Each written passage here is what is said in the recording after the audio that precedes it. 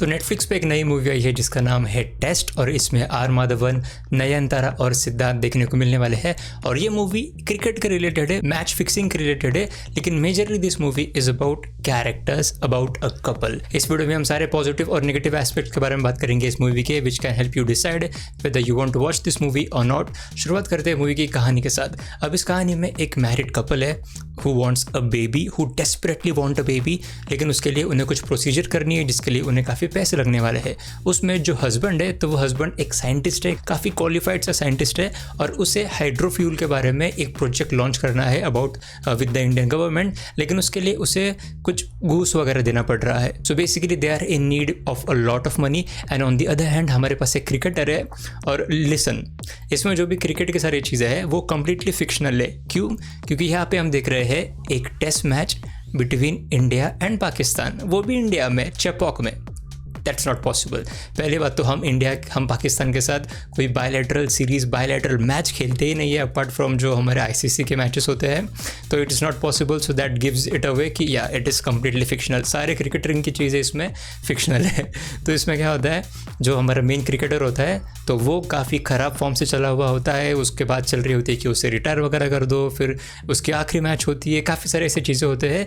लेकिन इन सब के बीच में ये कैरेक्टर, ये क्रिकेटर कैसे मैच फिक्सिंग की चीज़ों में फंस जाता है और कैसे उससे एक बड़ा सा डिसीजन लेना पड़ता है, उसके ऊपर ये मूवी है। Now moving on to the positive aspects of this movie, one of the most positive aspect was performance, specially R Madhavan की परफॉर्मेंस। आर माधवन को देख के, आर माधवन का जब वो ईवल साइड निकल के आ रहा था वो देख के मुझे उनकी जो परफॉर्मेंस थी इन द मूवी शैतान वो याद आ रही थी। He has that evil smile, that हरामी वाली smile which is very interesting, very captivating to watch.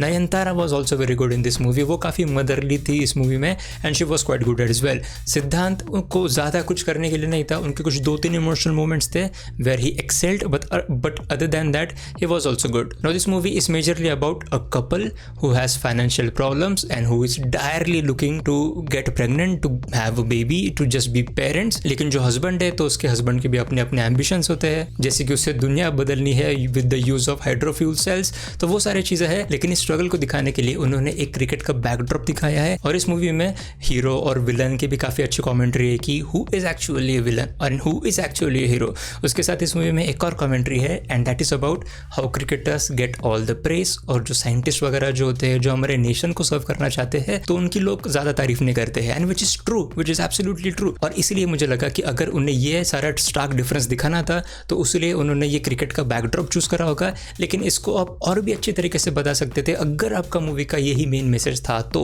Basically इस मूवी में 2 अलग अलग कॉमेंट्रीज थे। पहले तो था कि हस्बैंड एंड वाइफ का स्ट्रगल, और दूसरा था कि कैसे क्रिकेटर्स को भगवान बनाया जाता है, लेकिन जो लोग असली में देश के लिए कुछ करना चाहते हैं जैसे साइंटिस्ट वगैरह, तो उनको उतना रिकग्निशन नहीं मिलता है, उनको काफ़ी प्रॉब्लम्स फेस करने पड़ते हैं। तो ये इनके 2 मेन कॉमेंट्रीज थे और इसलिए आई थिंक कि उन्होंने एक स्पोर्ट्स वाला बैकड्रॉप चूज़ करने की कोशिश करी एंड स्पोर्ट्स भी क्रिकेट वाला चूज़ किया, लेकिन somewhere down the line it didn't feel that compelling. So I think the script would have been even better अगर आपका यही मैसेज था मूवी का, अगर आपको ये दोनों कॉमेंट्री के साथ आगे जाने का था तो I think the story would have been even better. और जैसे जैसे मूवी आगे आगे बढ़ती है वैसे वैसे this turns into a thriller. एक ड्रामा मूवी चल रही होती है और फिर एंड में जाके वो एक थ्रिलर बन जाती है विच वॉज गुड। लेकिन थ्रिलर के एंड में हम कुछ ट्विस्ट या फिर टर्न्स या फिर कुछ सरप्राइज एक्सपेक्ट करते हैं।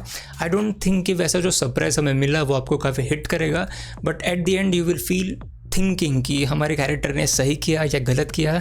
May be you laugh at it as well. For me at least I was quite curious कि अच्छा इसने ये डिसीजन लिया, क्या ये सही था, क्या ये गलत था। So the end of the movie left me with that question. But anyways this were all my thoughts about this movie. इस मूवी को आप हिंदी में भी देख सकते हो, ये मूवी नेटफ्लिक्स पे आई है, इसका ओरिजिनल वर्जन है तमिल का, और मैंने सलमान खान के कमबैक के ऊपर एक वीडियो बनाया है, उसको प्लीज़ चेकआउट कर लेना।